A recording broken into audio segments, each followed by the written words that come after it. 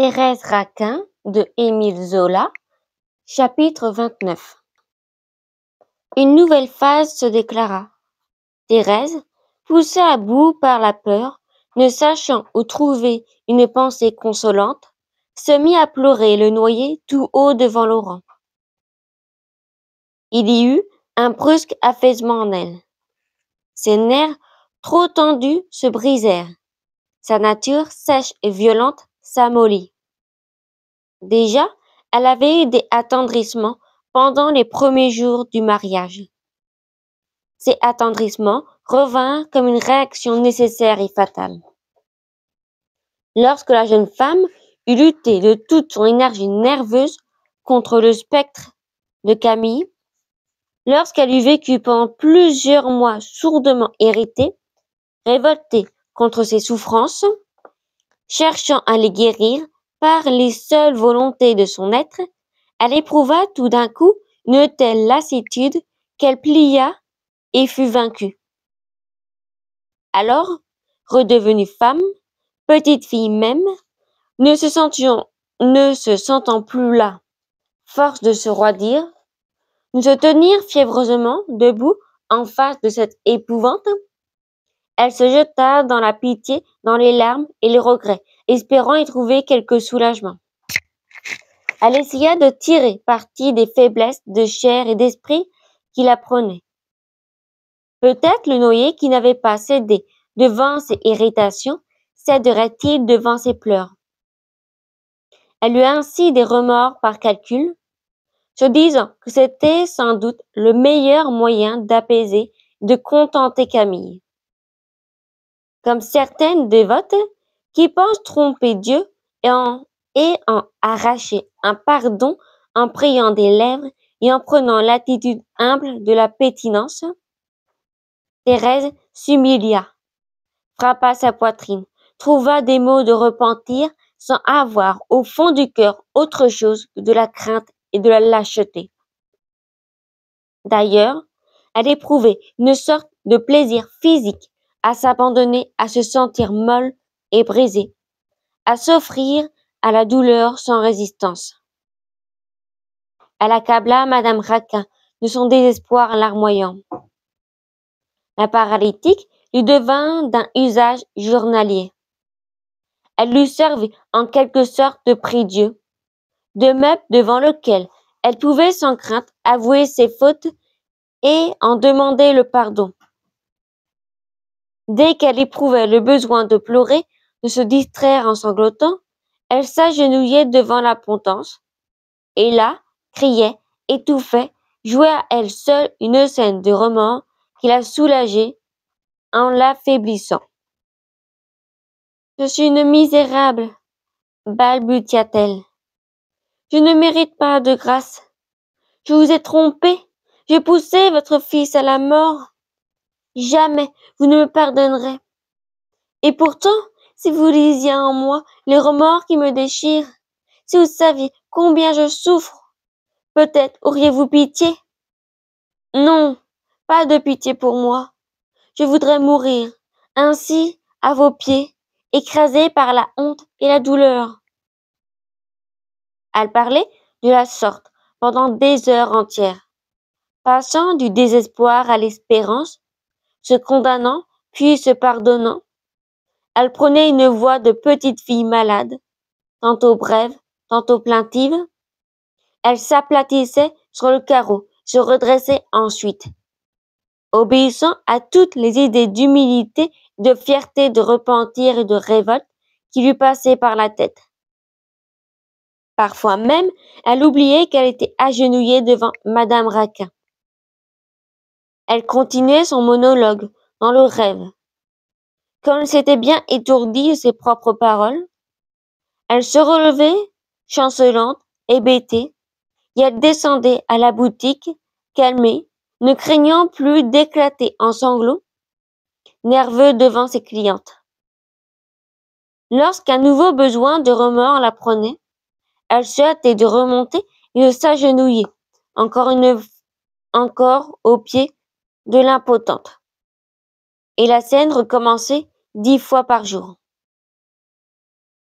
Thérèse ne songeait jamais que ses larmes et l'étalage de son repentir devaient imposer à sa tante des angoisses indicibles. La vérité était que, si on avait cherché à inventer un supplice pour torturer Madame Raquin, on n'en aurait pas, à coup sûr, trouvé de plus effroyable que la comédie du remords jouée par sa nièce. La paralytique devinait l'égoïsme caché dans ces effusions de douleur. Elle souffrait horriblement de ces longs monologues qu'elle était forcée de subir à chaque instant, et qui toujours remettaient devant elle l'assassinat de Camille. Elle ne pouvait pardonner.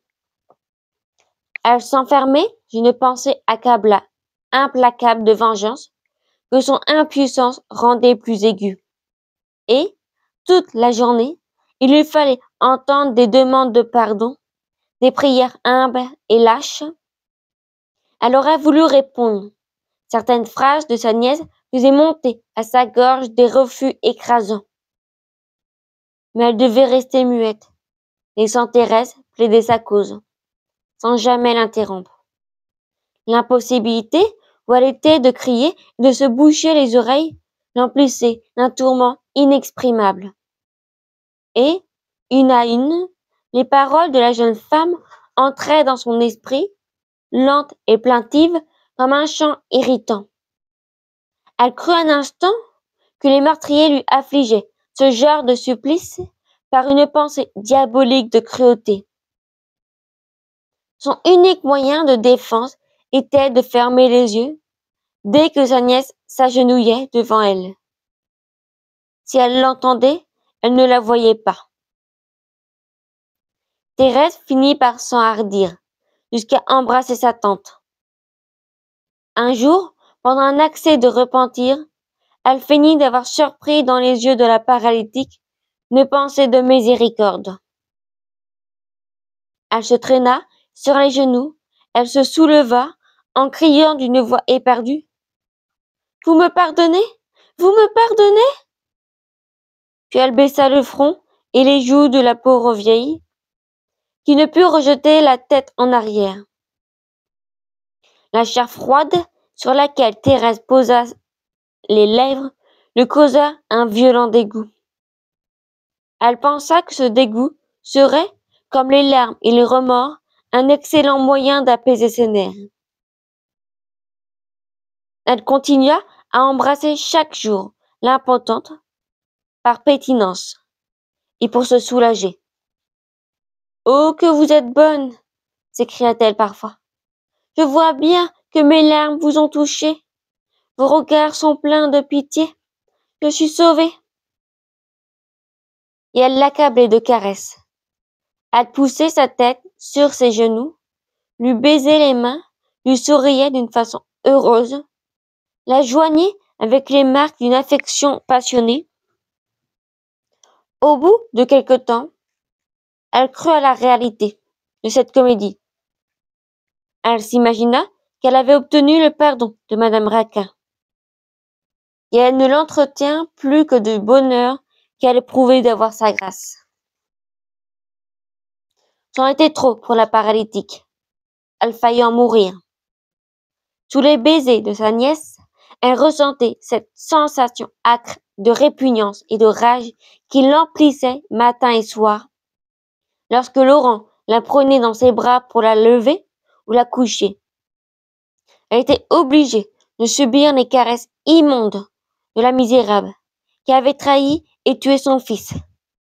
Elle ne pouvait même essuyer de la main les baisers que cette femme laissait sur ses joues. Pendant de longues heures, elle sentait ces baisers qui la brûlaient. C'est ainsi qu'a été devenue la poupée des meurtriers de Camille. Poupée qu'ils habillaient, qu'ils tournaient à droite et à gauche, dont ils se servaient selon leurs besoins et leurs caprices. Elle restait inerte entre leurs mains, comme si elle n'avait eu que du son dans les entrailles. Et cependant, ces entrailles vivaient, révoltées et déchirées, au moindre contact de Thérèse ou de Laurent. Ce qui l'exaspéra, surtout, ce fut l'atroce moquerie de la jeune femme, qui prétendait lire des pensées de miséricorde dans ses regards, lorsque ses regards auraient voulu foudroyer la criminelle. Elle fit souvent des efforts suprêmes pour jeter un cri de protestation.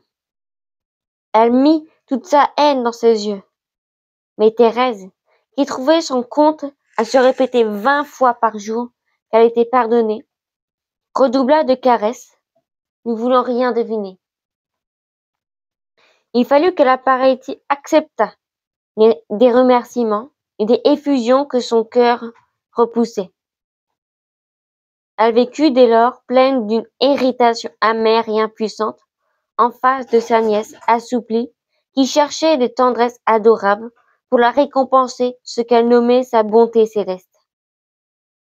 Lorsque Laurent était là et que sa femme s'agenouillait devant Madame Raquin, il la relevait avec brutalité. « Pas de comédie, » lui disait-il. « Est-ce que je pleure? Est-ce que je me prosterne, moi? Tu fais tout cela pour me troubler. » Les remords de Thérèse l'agitaient étrangement.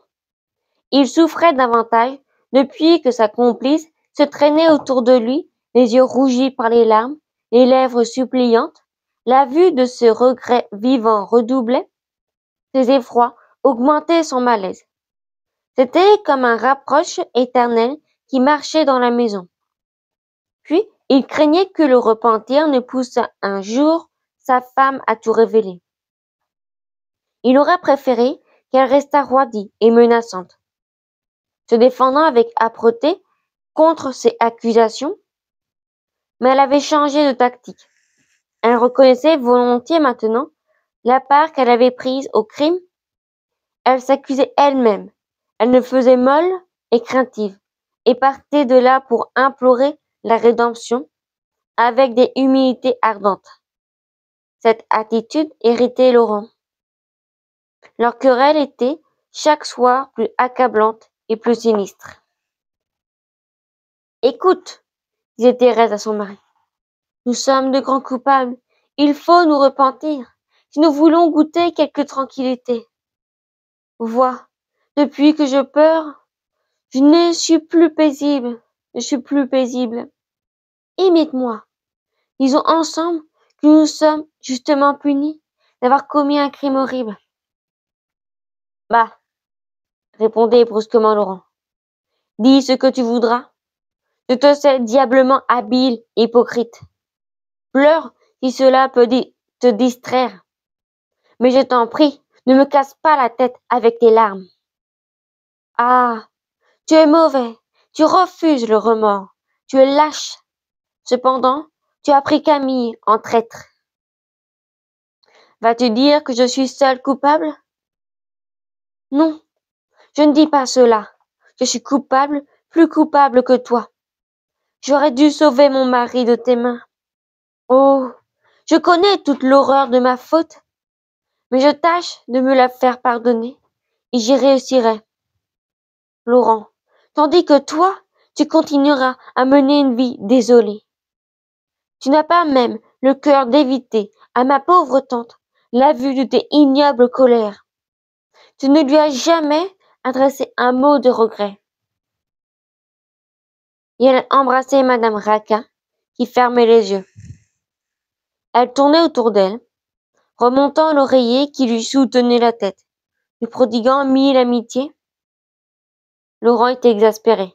« Ah, laisse-la, » cria-t-il. « Tu ne vois pas que ta vue et tes soins lui sont odieux?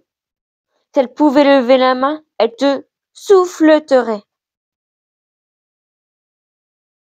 Les paroles lentes et plaintives de sa femme, ses attitudes résignées, le faisaient peu à peu entrer dans des colères aveugles. Il voyait bien quelle était sa tactique.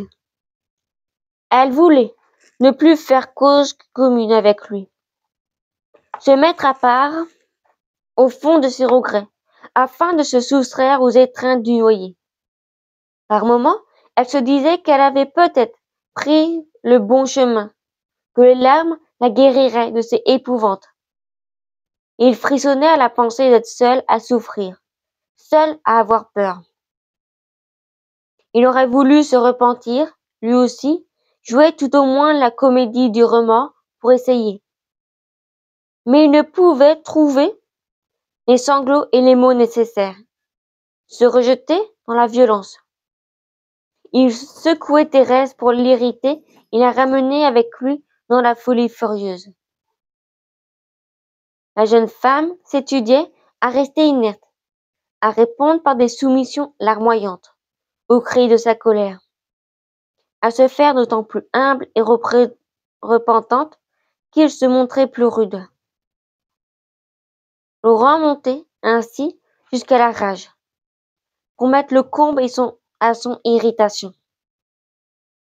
Thérèse finissait toujours par faire le panégyrique de Camille, pour étaler les vertus de sa victime. Il était bon, disait-elle, il a fallu que nous fusions bien cruels pour nous attaquer à cet excellent cœur qui n'avait jamais eu une mauvaise pensée. Il était bon, oui, je sais, ricanait Laurent. Tu veux dire qu'il était bête, n'est-ce pas? Tu as donc oublié? Tu prétendais que la moindre de ses paroles t'irritait, qu'il ne pouvait ouvrir la bouche sans laisser échapper une sottise. Ne raille pas. Il ne te manque plus que d'insulter l'homme que tu as assassiné. Tu ne connais rien au cœur des femmes, Laurent. Camille m'aimait et je l'aimais.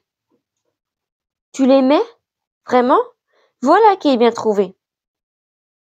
C'est sans doute parce que tu aimais ton mari que tu m'as pris pour amant.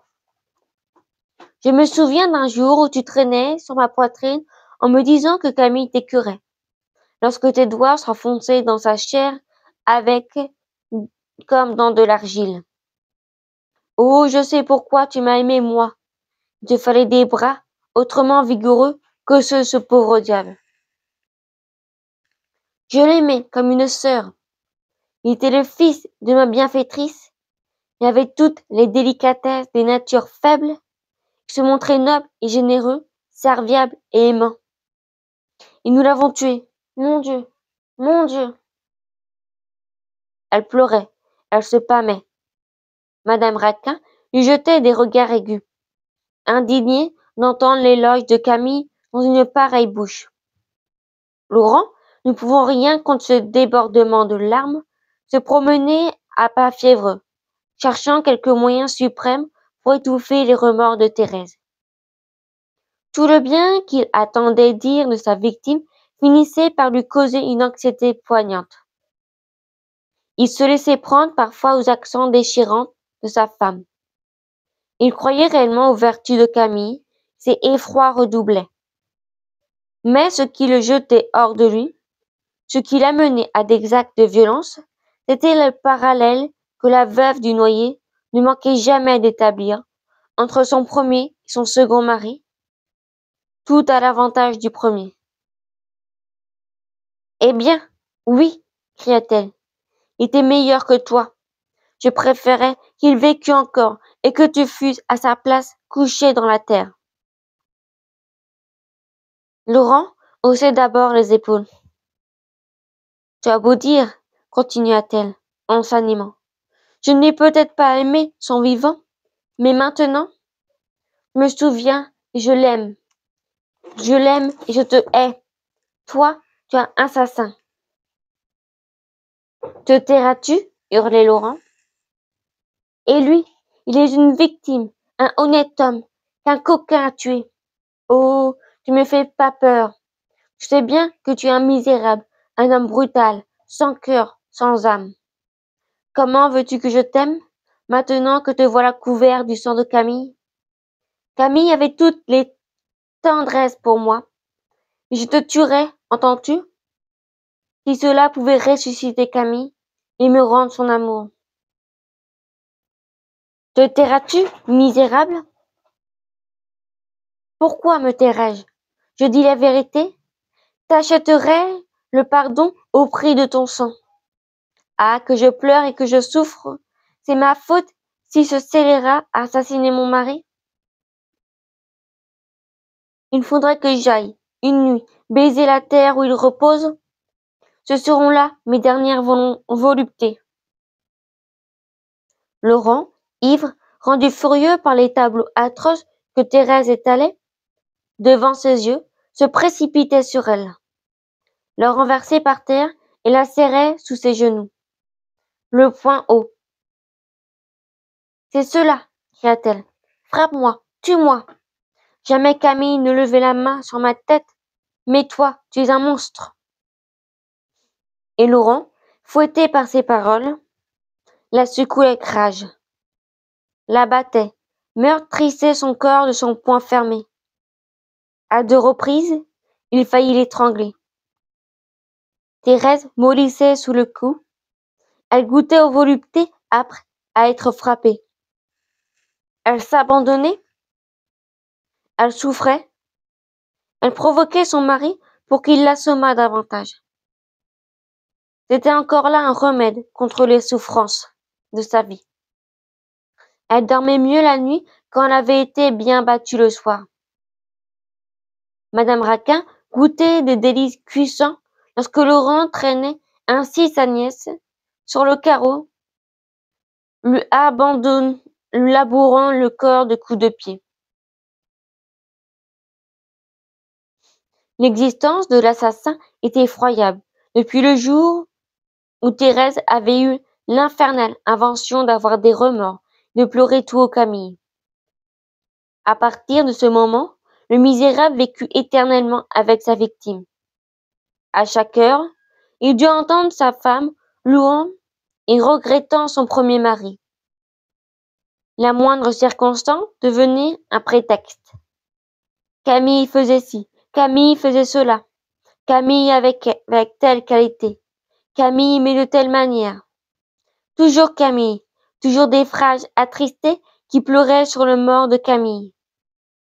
Thérèse employait toute sa méchanceté à rendre plus cruelle cette torture qu'elle inflige à Laurent pour se sauvegarder elle-même. Elle descendait dans les détails les plus intimes.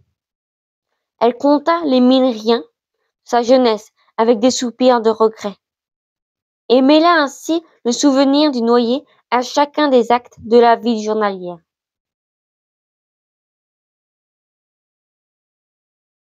Le cadavre, qui hantait déjà la maison, y fut introduit ouvertement. Il s'assit sur les sièges, se mit devant la table, s'étendit dans le lit, se servit des meubles, des objets qui traînaient. Laurent ne pouvait toucher une fourchette, une brosse, n'importe quoi, sans que Thérèse lui fît sentir que Camille avait touché cela avant lui. Sans cesse heurté contre l'homme qu'il avait tué, le meurtrier finit par éprouver une sensation bizarre qui faillit le rendre fou. Il s'imagina, à force d'être comparé à Camille, de se servir des objets dont Camille s'était servi, qui était Camille, qu'il s'identifiait avec sa victime. Son cerveau éclatait, et alors il se ruait sur sa femme pour la faire taire, pour ne plus entendre les paroles que le poussaient au délire. Toute leur querelle se terminait par des coups. Fin du chapitre 29.